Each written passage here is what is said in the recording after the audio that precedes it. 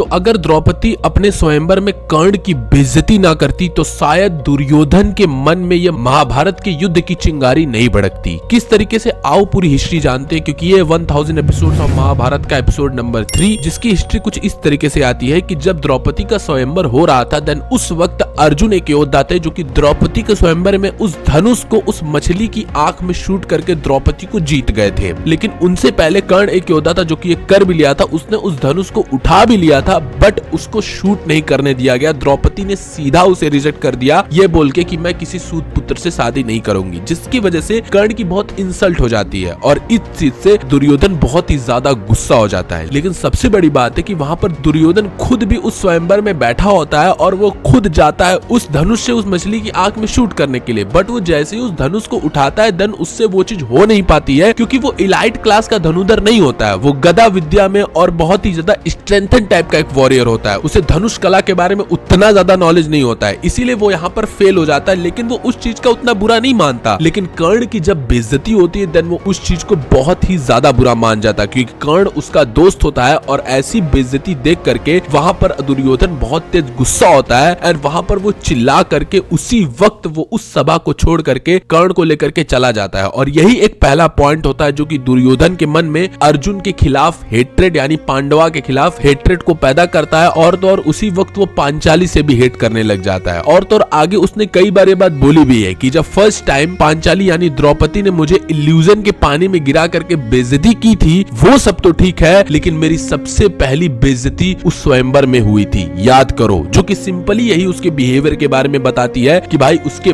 मन में जो अर्जुन और पांडवा के लिए हेट्रेड था वो तो बचपन से था, लेकिन उसको चिंगारी देने का सबसे पहली अहम भूमिका वो ये सभा ही थी। लेकिन क्या यहाँ पर द्रौपदी ने गलती की? क्या द्रौपदी की वजह से ही ये सारी चीजें शुरू हुई थी? इसके बारे में इसके अगले एपिसोड में बात करूंगा, तब तक के लिए सब्सक्राइब।